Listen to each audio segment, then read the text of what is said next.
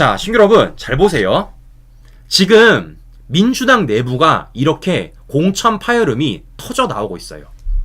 친명과 친문이 싸움이 이제는 거의 가시화됐고 폭발하기 일보 직전이라는 겁니다.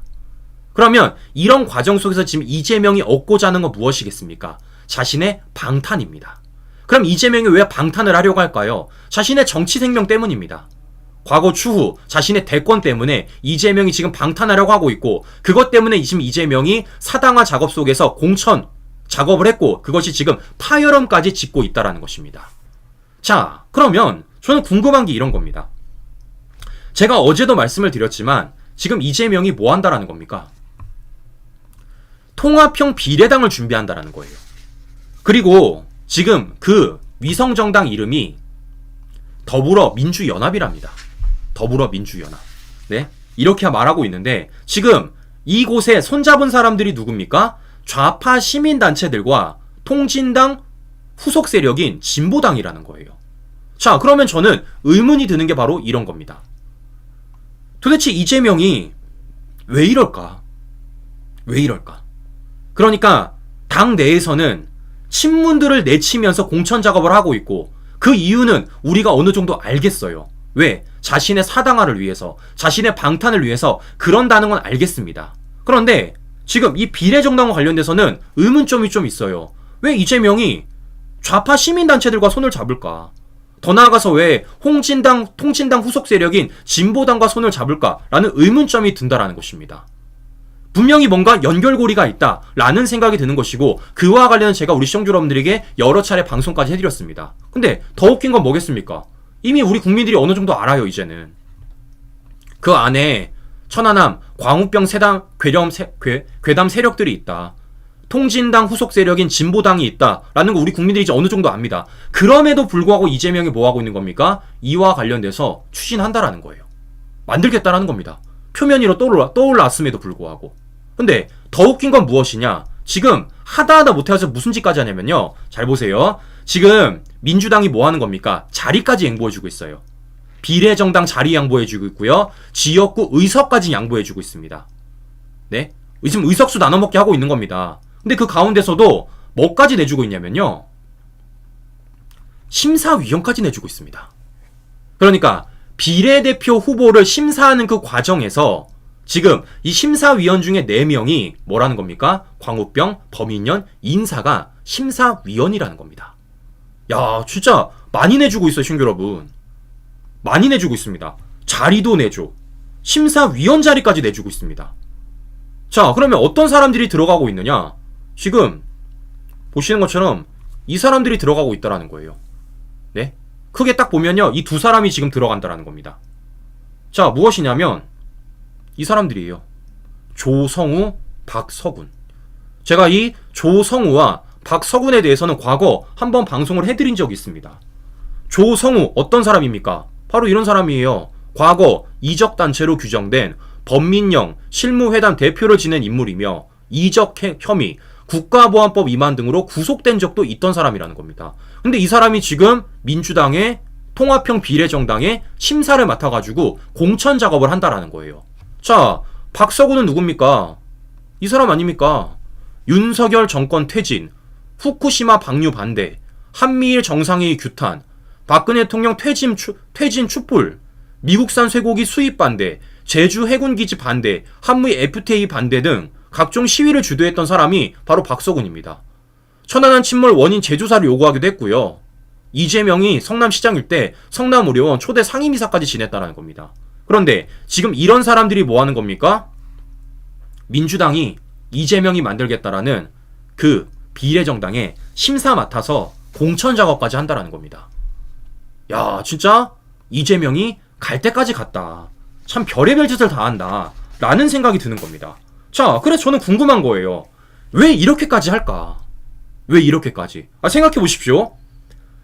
민주당 내부에서는 친문에게는 한 자리도 내주지 않으면서 모두 다 잘라내고 있으면서, 한편에서는 비례정당 만들어가지고요, 좌파 시민단체들과 진보당한테 자리까지 내주고 있다고요. 뭔가 반대잖아요. 친구 여러분. 당 내에서는 파열음이 나던 말든 계속해서 이재명 사당화가 이어지고 있는데 이재명이 만들겠다라는 이 위성정당에는 오히려 자리를 내주고 있습니다. 뭔가 반대잖아요. 저는 그렇기 때문이라도 이와 관련해서 연결고리를 굉장히 찾아보고 싶었습니다.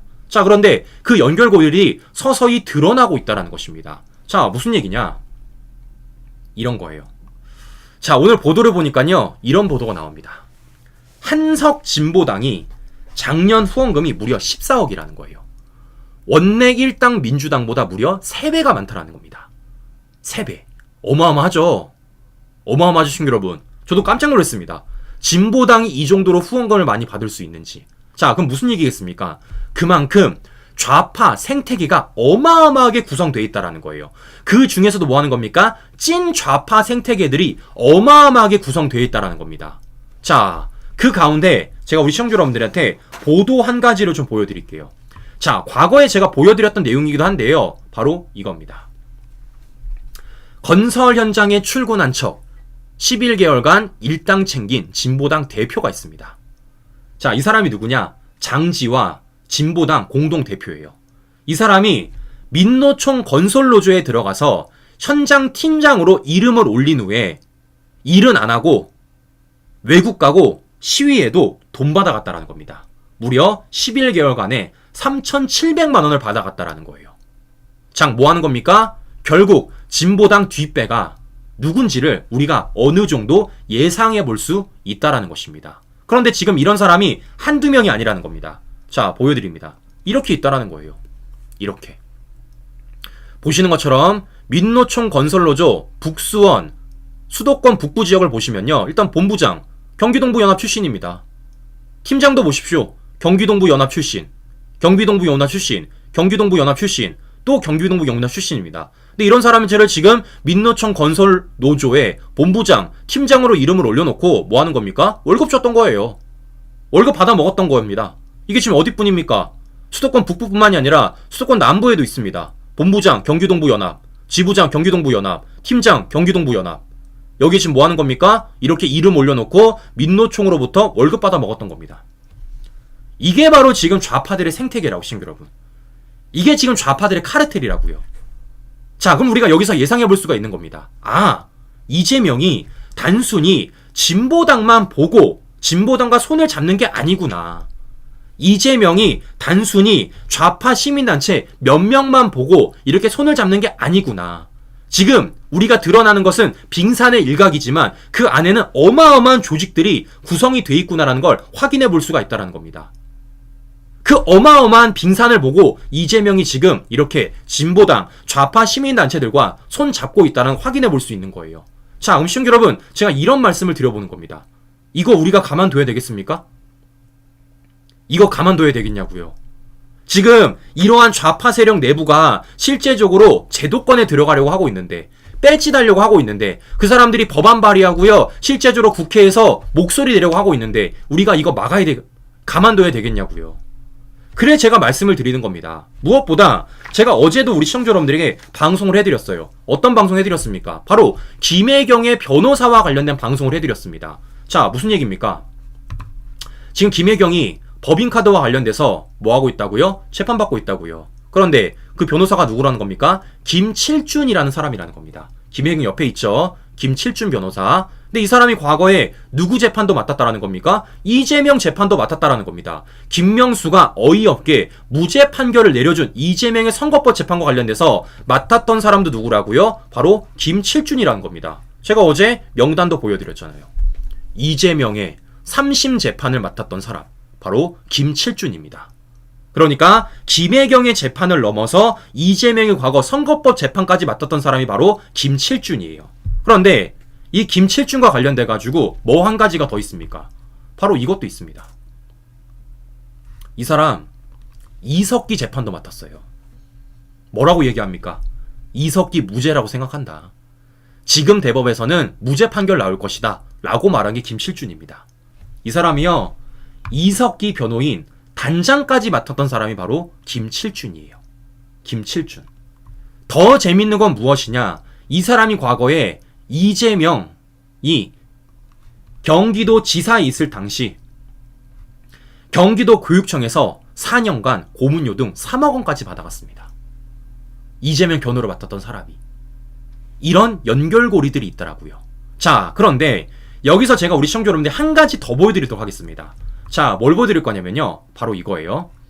이 김칠준이라는 변호사가 과거 이석기 변호인 단장도 맡았는데 뭐까지 맡았냐? 바로 이것도 맡은 겁니다. 경찰청 인권위원장. 이것도 맡은 사람이에요. 자, 시청자 여러분, 경찰청 인권위가 어떤 곳인 줄 아십니까? 바로 어떤 곳이냐면요. 윤석열 정부를 향해서 발목 잡았던 곳이 바로 경찰청 인권입니다. 자, 무슨 얘기냐? 그러니까 지금 민주당이 검수완박을 했고 그런 과정 속에서 경찰한테 뭐니까 많은 권한을 주지 않았습니까? 그래서 경찰 권력이 굉장히 커졌었어요. 경찰 권력이. 그런 경찰 권력을 통제하기 위해서 윤석열 정부가 뭐 했습니까? 경찰국이라는 것을 신설하려고 했었습니다. 그런데 그거 경찰 내부에서 난리 나지 않았습니까? 실제 류삼영이 주도해가지고 경찰국 반대 총경회의까지 열었잖아요. 그래서 류삼영은 정직 3개월 중징계까지 받았습니다. 그런데 이런 것과 관련돼서 경찰 인권위가 어떤 목소리를 냈냐? 이런 목소리 냈어요. 경찰 인권위 징계 중단해라. 이런 목소리를 낸 게 바로 경찰청 인권입니다. 더 나아가서 윤석열 정부가 만들겠다라는 경찰국 신설과 관련해서 헌법에 위배된다 라고 말했던 것도 경찰청 인권입니다. 그런데 이 경찰청 인권위원장에 누가 들어가 있었다고요? 과거 이석기 변호인 단장을 맡았던 김칠준 변호사가 인권위원장을 맡았고 지금 이런 사람이 뭐 한 겁니까? 이재명 변호를 넘어서 지금 김혜경 변호까지 맡고 있다는 겁니다. 자, 시청자 여러분, 이게 다 연결고리가 있는 거예요. 이게 다. 우리가 별개의 사건이라 생각을 하지만 막상 그걸 다 펼쳐놓고 보면요. 이 사이사이에 다 연결고리들이 있는 겁니다. 저는 물어보는 겁니다. 이게 우연입니까? 이게 우연이에요? 그리고 더 재밌는 건 뭐겠습니까? 그와 관련돼서 지금 이재명이 뭐 하고 있습니까? 이재명이 영입하고 있잖아요. 영입. 네? 류삼영에 대해서도 지금 이재명이 뭐 했어요? 영입했잖아요. 영입. 자, 보시는 것처럼 지금 이재명이 어떤 판을 짜고 있는지, 더 나아가서 좌파들이 지금 어떤 판을 짜고 있는지를 우리가 잘 읽어야 된다는 겁니다. 제가 말씀드리고 싶은 건 우리 아직 긴장해야 된다는 거예요.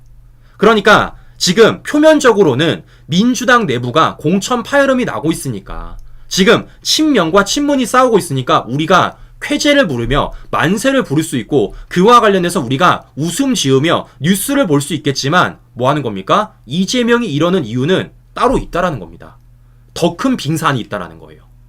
우리가 표면적으로 보고 있는 그 빙산의 일각이 아니라 이재명이 왜 이러는지에 대한 더 큰 빙산이 있다라는 것입니다.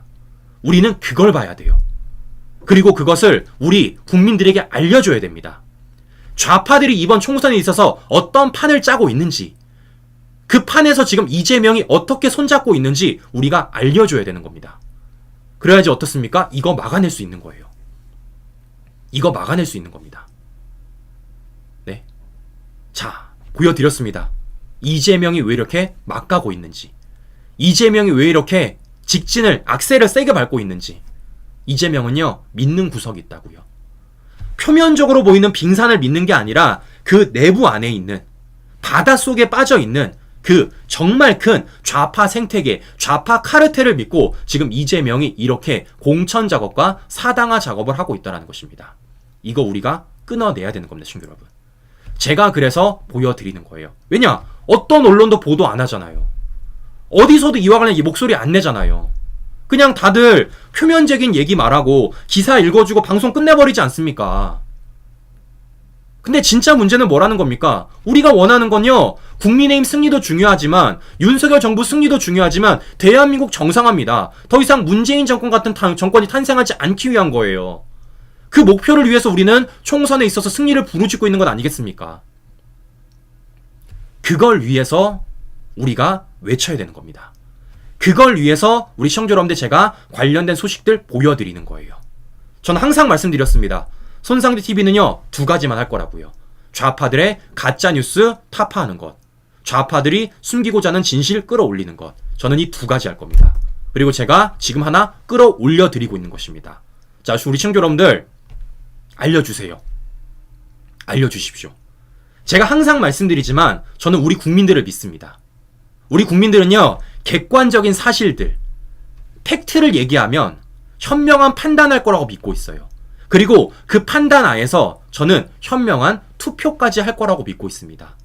자, 그렇기 때문에 우리 시청자 여러분들께서 이걸 보고만 계시지 마시고 더 많은 분들에게 알려줘야지만 우리가 이런 좌파들의 야욕을 막아낼 수 있다.